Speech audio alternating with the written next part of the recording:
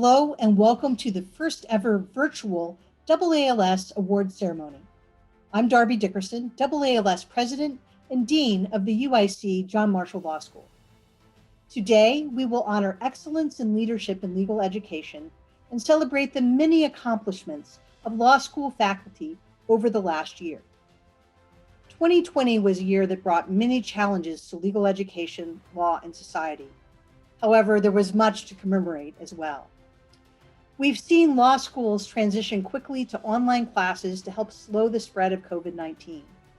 Our legal clinics help communities recover from the economic impact of the pandemic, natural disasters, and other crises.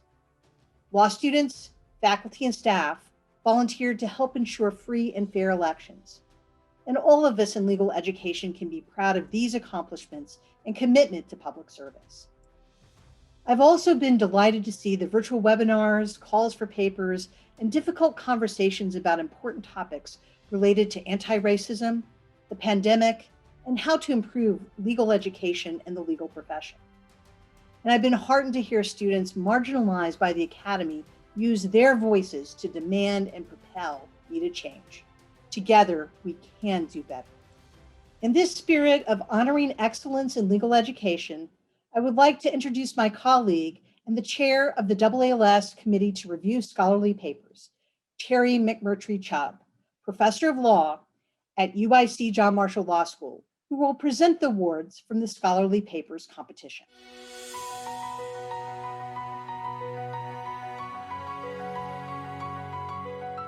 Thank you, Darby. To encourage and recognize outstanding legal scholarship and to broaden participation by new faculty in AALS, the association conducts a scholarly papers competition for full-time faculty who have taught for 5 years or less. Now in its 35th year, scholars recognized by this competition have gone on to serve as a law school dean, become a New York Times best-selling author, and even been elected to the U.S. House of Representatives, such a distinguished list of honorees. This year, we had 61 submissions to the competition from 53 AALS member law schools. A blind process was used to review the papers with the authors and school affiliation removed from the articles. I'd like to thank my outstanding colleagues on the Committee to Review Scholarly Papers, who selected the papers from the authors we are honoring today.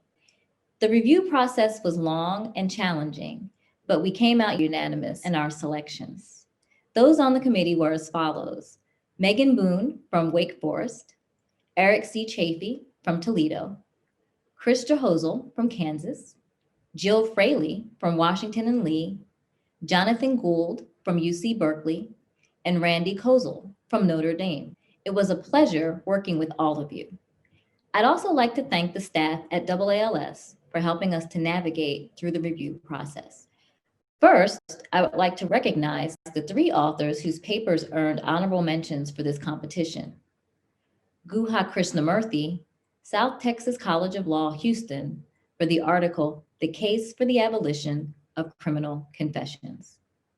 I'm so grateful and humbled that this paper was recognized, especially along with these other brilliant and impactful papers and authors. We're in a moment long overdue where we recognize the dire need for criminal justice reform. My paper proffers a small contribution in this movement, calling for the abolition of confession evidence in criminal proceedings.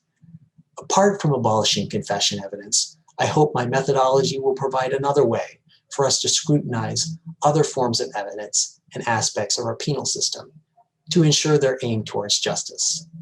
Again, I really want to thank the committee for this recognition. Lindsay Simon, University of Georgia School of Law, for the article, "Bankruptcy Drifters." I'm honored to be recognized in this year's Scholarly Papers competition. Thank you so much to the selection committee for engaging with my work. Bankruptcy Drifters is a paper about companies that resolve massive litigation exposure in Chapter 11 without actually filing for bankruptcy. It explores the fundamental question of who should benefit from the extraordinary power of bankruptcy law and at what cost. Our bankruptcy system requires accountability, disclosure, and fair process, yet bankruptcy grifters manage to evade much of the scrutiny that's placed on Chapter 11 debtors. By evaluating current mass tort cases arising out of the opioid crisis and sex abuse scandal, The paper identifies concerning trends in grifting behaviors and proposes legislative and judicial solutions to stop companies from taking advantage of the bankruptcy process. I'd like to thank my colleagues at the University of Georgia School of Law for supporting my scholarship, and also the many professors who assisted with this project at various stages. Thank you. Diego A. Zambrano, Stanford Law School, for the article, Foreign Dictators in U.S. Court. I'm incredibly grateful and honored to receive this honorable mention. I want to thank the AALS Scholarly Papers Competition Committee for selecting my paper. And I want to thank my colleagues at Stanford Law School who have been incredibly supportive in every way. My paper is titled Foreign Dictators in U.S. Courts, and it seeks to expose what I call an asymmetry at the heart of foreign relations law. When plaintiffs have a grievance against a foreign government, it's almost impossible to find redress in U.S. courts. The Foreign Sovereign Immunities Act and common law immunities shield foreign officials and governments from most lawsuits. And yet, foreign governments have unfettered access to U.S. courts as plaintiffs. What I expose in the paper is that foreign dictatorships, including Russia, China, Turkey, and Venezuela, have leveraged this access to harass political dissidents, critics, and even newspapers in the United States. Our legal system then is insulating foreign dictators as defendants from liability in U.S. courts, while allowing them to reap the benefits of access to court as plaintiffs. The article argues that U.S. courts don't need to do this, that both courts and Congress should remedy this asymmetry and make it harder for foreign dictators to abuse our legal system. Thank you, Diego. This year's winning article is Distributing Civil Justice by Matthew A. Shapiro, Assistant Professor at Rutgers Law School. Congratulations on a well-deserved honor. Thank you so much. I'm incredibly honored and humbled to receive this award and to have my work recognized alongside the papers that received honorable mentions. I want to thank Professor McMurtry-Chubb and the other members of the selection committee for choosing my paper and for performing their task notwithstanding the challenging circumstances. Only my name appears on the paper's byline, but as with any scholarly paper, this one was hardly a solo effort. I particularly want to acknowledge my prior institution, the Maurice A. Dean School of Law at Hofstra University, where I began this project, and my current institution, Rutgers Law School, where I finished it. Both schools were incredibly generous in providing support for my scholarship. I also want to thank the colleagues within my field and beyond, and at the institutions with which I've been affiliated and beyond, who encouraged me to pursue this somewhat unconventional project and the broader research agenda of which it's a part. I say the paper is somewhat unconventional because at its most general level, it seeks to complicate the recent focus in much legal scholarship on economic inequality. In criticizing increasing economic inequality, legal scholars have tended to assume that promoting economic equality means distributing a single good or a bundle of closely related goods more equally. A similar assumption pervades discussions of economic inequality in civil procedure scholarship, where scholars routinely call for greater access to justice, but without always pausing to specify precisely what they want to broaden access to. In fact, my paper shows that in advocating broader access to justice, scholars call for a more egalitarian distribution of not just a single good, but rather several distinct goods. And those goods, it turns out, often conflict with one another, such that the very same policy can either promote access to justice or curb it, depending on which specific good we focus on. The conflicts among the various goods run deep. The goods themselves reflect competing functions of the modern liberal state, and our society fundamentally disagrees about which state functions should take priority in cases of conflict. Now, such disagreement is hardly a reason to abandon efforts to promote greater access to justice, but it does mean that we shouldn't expect to settle on a single, straightforward approach to combating the effects of increasing economic inequality, whether in civil procedure or any other legal domain. The paper is unconventional not only in the substance of its argument, but also in the methodology I employ. normative political theory. Civil procedure is commonly regarded, including by many in the field, as a set of technical and morally arbitrary rules. It's certainly that, but it's so much more. Civil litigation is one of the most significant institutions through which state power gets exercised in our society. As such, it implicates all the fundamental moral and political values that we more commonly associate with public law, such as equality, justice, and dignity. So we can't fully understand civil procedure or our civil justice system without recourse to normative political theory. I hope this paper illustrates some of the kinds of insights that a more theoretical approach to civil procedure might yield. I want to thank the selection committee again for recognizing my paper. I am so grateful for this tremendous honor. Thank you. Congratulations to all of the honorees, and I'll turn the program back over to you, Darby. Thank you, Terry, and congratulations again to the competition winners and honorable mentions. Law school faculty, staff, and deans engaged throughout the year in 103 AALS sections. These sections present the majority of programs for the AALS annual meeting, provide mentorship for new faculty, and facilitate discussions on important legal issues. Sections were also a way faculty supported each other during the pandemic by providing advice, hosting webinars on timely topics, and providing feedback on works in progress. Sections also honor excellence in legal education in their various fields.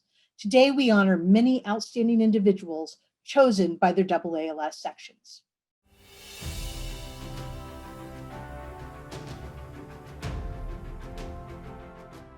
Section on Academic Support, Legacy, and Leadership Award, Paula Manning, University of Pacific, McGeorge School of Law. Section on Academic Support, Trailblazer Award, Marcia Griggs, Washburn University School of Law. Section on Administrative Law, Emerging Scholar Award, Joy Milligan, University of California, Berkeley School of Law. Section on Alternative Dispute Resolutions, Best Article, Michael Moffitt, University of Oregon School of Law. Section on Clinical Legal Education, William Pincus Award, Susan Bennett, American University, Washington College of Law, and Nancy Maurer, Albany Law School. Section on Comparative Law, Mark Tushnet Prize, Pamela Bookman, Fordham University School of Law. Honorable mentions, Jonathan L. Marshville, University of Nebraska College of Law, Urav Joshi, Yale Law School. Section on Criminal Justice Junior Scholars Paper Competition winners, Jamelia Morgan, University of Connecticut School of Law. Honorable mentions, Stephanie Holmes Devania, Temple University James E. Beasley School of Law, and Kate Weisberg, George Washington University Law School. Section on Election Law, John Hart Ely Prize in the Law of Democracy, Richard Briffault, Columbia Law School. Section on Evidence, John Henry Wigmore Award for Lifetime Achievement, Edward M. Winklereed, University of California Davis School of Law. Section on Family and Juvenile Law Achievement Award, Andrew Shepard, Maurice A. Dean School of Law at Hofstra University, and Susan Appleton, Washington University and St. Louis School of Law. Section on Federal Courts, Best Article on the Law of Federal Jurisdiction, Merritt McAllister, University of Florida, Frederick G. Levin College of Law. Section on Federal Courts, Daniel J. Meltzer Award, Richard Fallon, Harvard Law School, and Martin Reddish, Northwestern University, Pritzker School of Law. Section on Jurisprudence Article Award, Deborah Hellman, University of Virginia School of Law. Section on Jurisprudence Hart Dworkin Award in Legal Philosophy, Michael Moore, University of Illinois College of Law. Section on Law Libraries and Legal Information Award, Pauline Aranas, University of Southern California, Gould School of Law. Section on Law, Medicine, and Healthcare, Health Law Community Service Award, Jennifer Oliva, Seton Hall University School of Law. Section on Law and Mental Disability, Ellen R. Sachs Lifetime Achievement Award, John Jacoby, Seton Hall University School of Law. Section on Law and Religion, Harold Berman Award for Excellence in Scholarship, Elizabeth Katz, Washington University in St. Louis School of Law. Section on Law and Sports Award, Stephen Ross, the Pennsylvania State University, Penn State Law. Section on Minority Groups, Clyde Ferguson Award, Charlton Copeland, University of Miami School of Law. Section on Minority Groups, Derek A. Bell Jr. Award, Carlos Chapman, Washington and Lee University School of Law. Section on Pro Bono and Public Service Opportunities, Deborah L. Rohde Award, Erwin Chemerinsky, University of California, Berkeley School of Law. Section on Pro Bono and Public Service Opportunities, Father Robert Drinan Award, Pamela Robinson, University of South Carolina School of Law. Section on Professional Responsibility, Fred C. Zacharias Memorial Prize for Scholarship, Irene Zhou, University of California Davis School of Law, and Noah Rosenblum, New York University School of Law. Section on Remedies, Lifetime Scholarly Achievement Award, Doug Rindelman, Washington and Lee University School of Law. Section on Sexual Orientation and Gender Identity Issues, 2021 Individual LGBTQ+ Inclusive Excellence Award, Clifford Roski, University of Utah, S.J. Quinney College of Law. Section on Sexual Orientation and Gender Identity Issues, 2021 Institutional LGBTQ+ Inclusive Excellence Award, Golden Gate University School of Law. Section on Student Services, Peter N. Koudalakis Award, Aaron Taylor, Access Lex Center for Legal Education Excellence. Section on Technology, Law, and Legal Education Award, April Dawson, North Carolina Central University School of Law. Section on Torts and Compensation Systems, Prosser Award, Jack Weinstein, United States District Court Judge for the Eastern District of New York. Section on Women in Legal Education, Ruth Bader Ginsburg Lifetime Achievement Award, Kimberly Crenshaw, University of California Los Angeles School of Law, and Columbia Law School. Congratulations to all of the section award winners. This past spring, while the country was dealing with the rising number of COVID-19 cases, society was also facing calls for justice following the shootings by police of George Floyd, Rayshard Brooks, Breonna Taylor, Ahmaud Arbery, and too many others. As protest in reaction to these shootings grew, law schools faced many questions. Why does this keep happening? What can we do to address structural racism in law and society? How can we train the next generation of lawyers to recognize inequality and fight for access to justice for those marginalized by the justice system? How do we address racism in our own institutions? To address these questions and more, the 5 Black women law deans we are honoring today created the Law Deans Anti-Racist Clearinghouse with the stated goal of focusing our teaching, scholarship, service, activism, programming, and initiatives on strategies to eradicate racism. I now turn the program over to AALS President-elect and Dean of Boston College Law School, Vincent Rougeau, to present the award.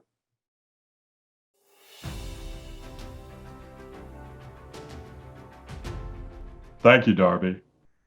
The AALS Executive Committee established the Impact Award in July to honor individuals or a group of individuals who have had a significant positive impact on legal education or the legal profession.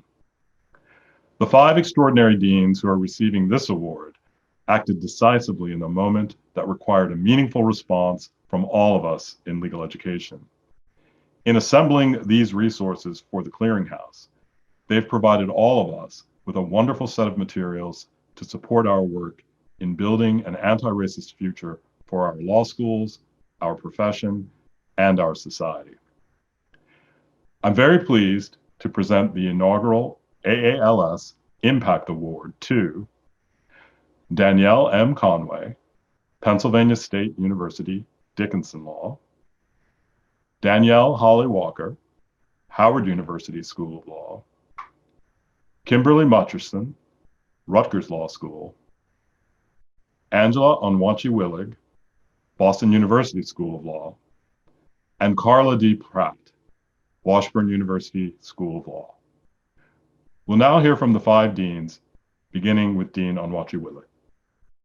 Thank you very much, Dean Rougeau, for your very kind words. On behalf of myself and my 4 truly amazing sister deans, Danielle Conway, Danielle Holley-Walker, Kimberly Mutcherson, and Carla Pratt, I want to express deep gratitude to the AALS, the AALS Executive Director, Judith Areen, the AALS President, Darby Dickerson, also the Dean of UIC John Marshall Law School, the AALS President-elect, Vince Rougeau, also the Dean of Boston College Law School, and the entire AALS Executive Committee.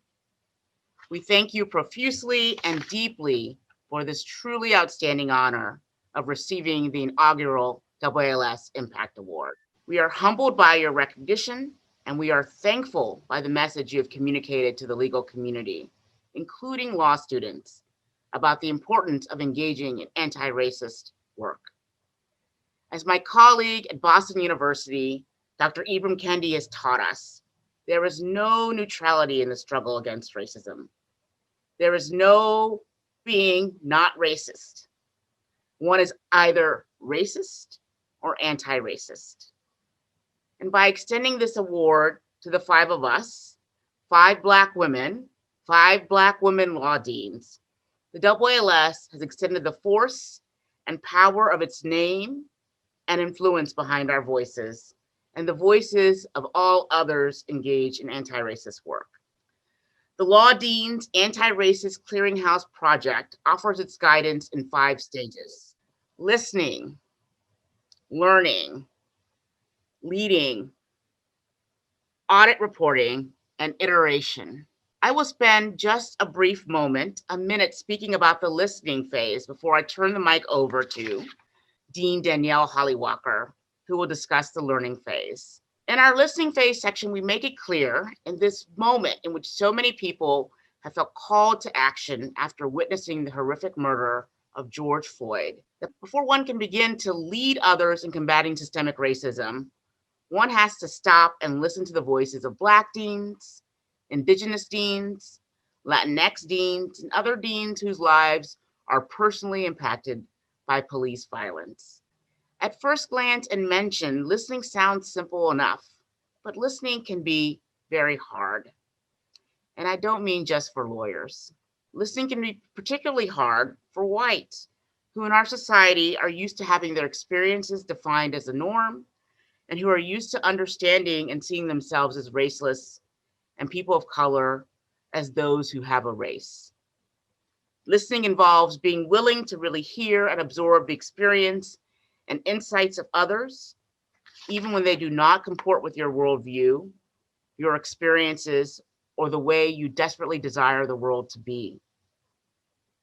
Listening sometimes requires that you face the anger and pain of those most harmed by racism, whether or not you think that anger should be directed at you.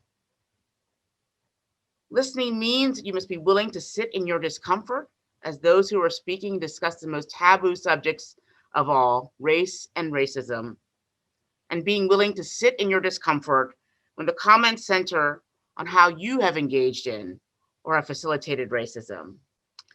Listening requires taking your ego out of it, recognizing that what you're hearing may apply to you just as much as it applies to other people whom you may not view as being as woke as you are. And listening requires reflecting on what you have heard later and changing your actions as a result, even when it's hard and even though it may seem foreign to you, because you're not used to having to think about race all the time, as so many Black people must do. Most of all, listening requires reflecting on how race has shaped your life, not if it has shaped your life, but on how it has shaped your life. I want to thank you all for listening to us as we engaged in and as we continue to engage in this work on the Anti-Racist Clearinghouse Project. We are grateful for your allyship, and we look forward to many productive years of listening to and hearing each other. I now turn the mic over to my phenomenal colleague, Dean Danielle Holley-Walker. Thank you so much, Angela. I am so pleased to be here this afternoon and honored to accept the inaugural AALS Impact Award. I want to thank the leadership of AALS for the creation of this award, and I look forward to all of the years coming to see who else will win this award and to the important work that will be done and recognized through the Impact Award. I have to start my remarks by thanking my sister deans, Dean Danielle Conway, Carla Pratt, Kim Mutcherson, and Dean Onwuachi-Willig. These women are amazing leaders of their law schools and an example for faculty, staff, students, and alumni around the country. Their friendship, their leadership, their example has inspired me, and their including me in this group has meant so much to me and has provided a meaningful part of 2020, which has been challenging in so many ways. I want to start my remarks by thanking my parents, Dean Emeritus of Thurgood Marshall School of Law, Dani Holley, my late mother, Dr. Joyce Holley, my brothers, my family, and my friends who provide important support for me every day. I have to thank the faculty, staff, students, and alumni of Howard University and our university leadership, Dr. Wayne Frederick and Dr. Anthony Ruto. This is an especially meaningful award to me in terms and the Howard Law community, because two of the deans who spearheaded the Antiracist Clearinghouse project, Dean Danielle Conway and Dean Carla Pratt, are graduates of Howard University School of Law, and we could not be more proud of their accomplishments and their leadership. The second phase of the AALS Antiracist Clearinghouse project is the learning phase. And we knew that from the beginning, we heard from law school deans and from faculty and from students that many people are interested in doing anti-racist work and understanding what it means to be anti-racist, and that an important part of that is to have resources at hand that can help you in defining that term for yourself and figuring out the work that you want to do to make an impact at your law school and in your community. And so we began this part of the learning phase by really providing books, articles, other data, and importantly, art and music as part of the learning phase of the Anti-Racist Clearing Project. I hope that you will visit the project site and see the incredible books that we recommend, including everything from Ta-Nehisi Coates to the work of important historians like John Hope Franklin. We include music by everyone from Public Enemy to Bob Marley to Meek Mill to help you understand the work of people who have really been the victims of police violence and are expressing their anger and their hurt and their hope for the future through music. And the incredible art of people like David Driscoll, a Howard University graduate, that inspires all of us to seek more beauty and more justice in the world. Through having these learning resources on the website, we also hope that no one will ever say, I don't know where to start. These resources are really there for all of us to understand what is available in the world to help us begin to make the first step, with the understanding that each one of us has a responsibility to make our world an anti-racist place. I also want to commend to you the work of your colleagues. The list was so long of law review articles and legal scholarship on these issues that we did not attempt to make a comprehensive list, but each one of you probably has a colleague on your faculty doing this important work, and it's important to acknowledge them and use their work as a springboard for advocacy in this area. So I hope that as we move forward, as each one of our law schools seeks a path to anti-racism, that we will utilize the resources and learning that is available in our own institutions to help further that cause. Thank you so much. And again, I'm so honored to win this award with my fellow deans. Thank you. Thank you, Dean Rougeau, for your remarks and for your mentorship. And thank you, Dean Holley-Walker, for your comments about the learning phase of the AALS Law Dean's Anti-Racist Clearinghouse Project. I am Danielle Conway, and I am the proud dean of Penn State Dickinson Law, the law school whose faculty showed leadership in the face of the intersecting crises of a global pandemic, which is disproportionately impacting Black and Brown people, a full-throated social movement demanding racial equality following 2020's cascade of murders of, among others, Ahmaud Arbery, Breonna Taylor, and George Floyd, and a presidential election in which voter suppression has been on full display, and a sitting president's apocryphal stories regarding the election process, which have waged harmful, disturbing, and indefensible attacks on the rule of law and our democracy. During these cataclysmic events, my colleagues informed the leadership section of the Antiracist Clearinghouse Project by leaning into the hydra-headed economic, social, and political storm of 2020 to declare unanimously their intention to act and implement anti-racist teaching and learning methods at Dickinson Law. Leadership is not inherent. It can be learned. Leadership draws on past experiences, knowledge acquisition, routine practice, the courage to empathize with others, and to admit one's own vulnerabilities, and a commitment to defining and living by core values. In the legal profession, the defining aspects of leadership are heightened by duty, accountability, and a sworn obligation to act equitably, transparently, and with integrity. It was integrity that motivated my Dickinson Law colleagues to take such an unprecedented yet necessary position against systemic racism and bias, not just for our institution, but for the academy and for our profession.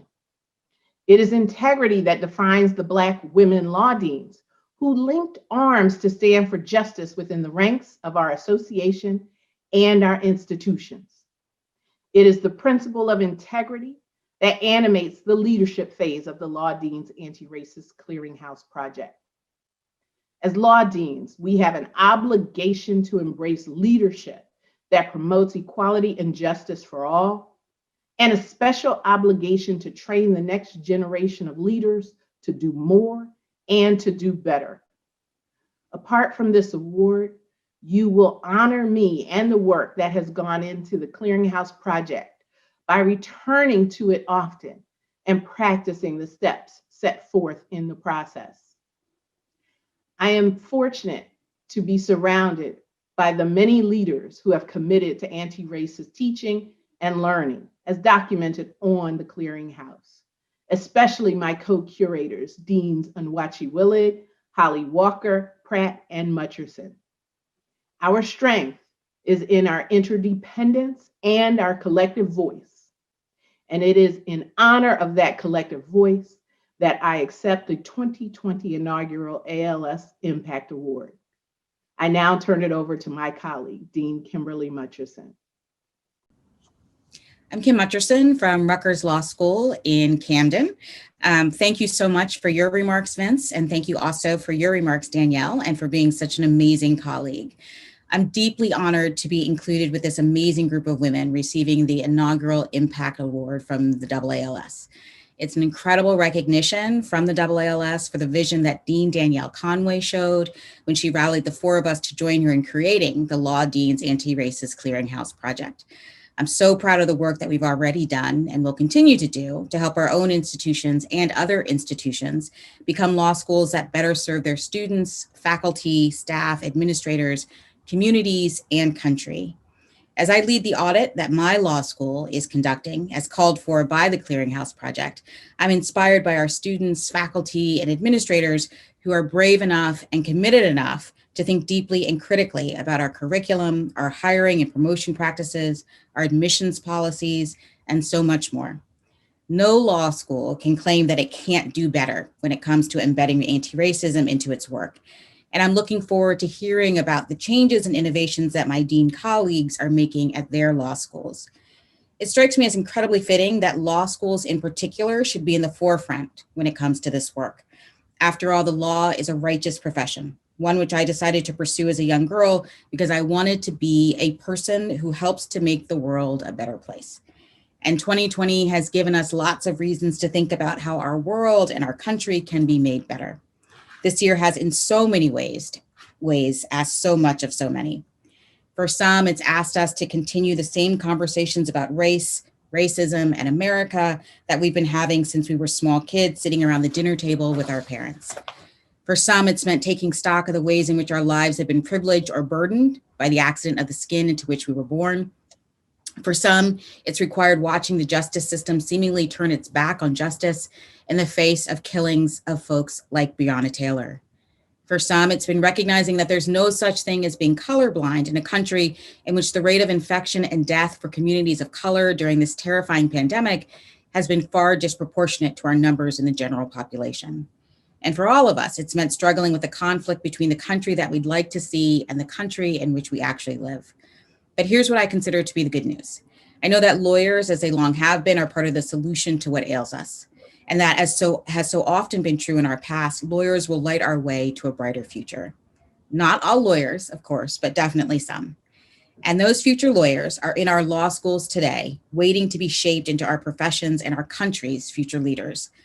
I'm often left feeling inspired and invigorated by the optimism that I hear from our students, their commitment to social justice and equity, and their willingness to dedicate themselves to fighting the good fight in whatever form that looks like once they graduate.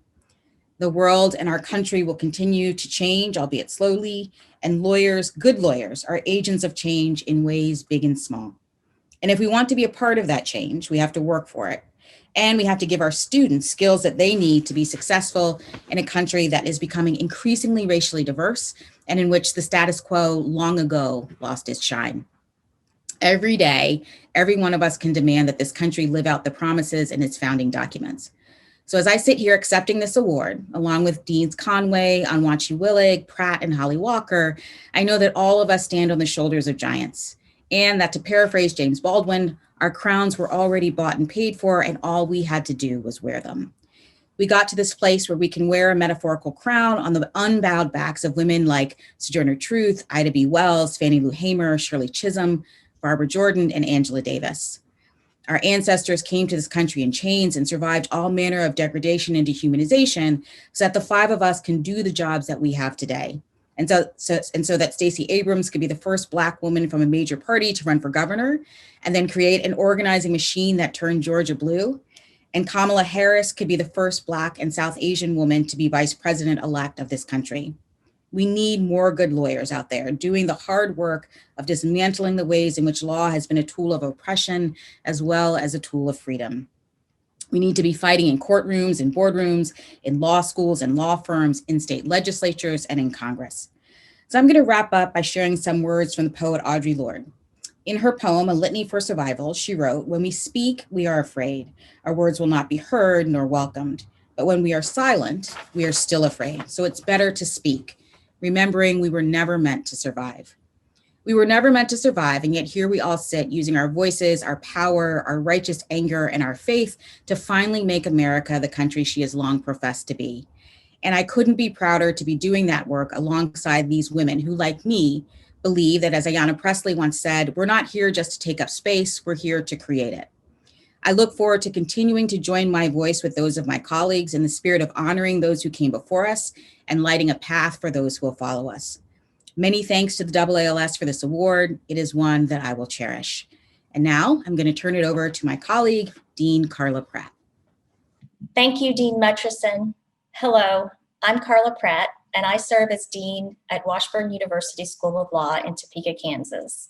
Our faculty unanimously adopted the Penn State Dickinson Law faculty's anti-racist resolution, committing Washburn to being an anti-racist law school. So I want to say thank you to my faculty as well. I am honored to be a part of this sisterhood of law school deans, and I too am very grateful to the leadership of AALS for choosing to recognize me as a recipient of the Inaugural Impact Award. Each of my sister deans and I have been engaged in anti-racist work for more years than we care to count. So we recognize that this work is never done. Consequently, we titled the final phase of the AALS Antiracist Clearinghouse project the iterative phase.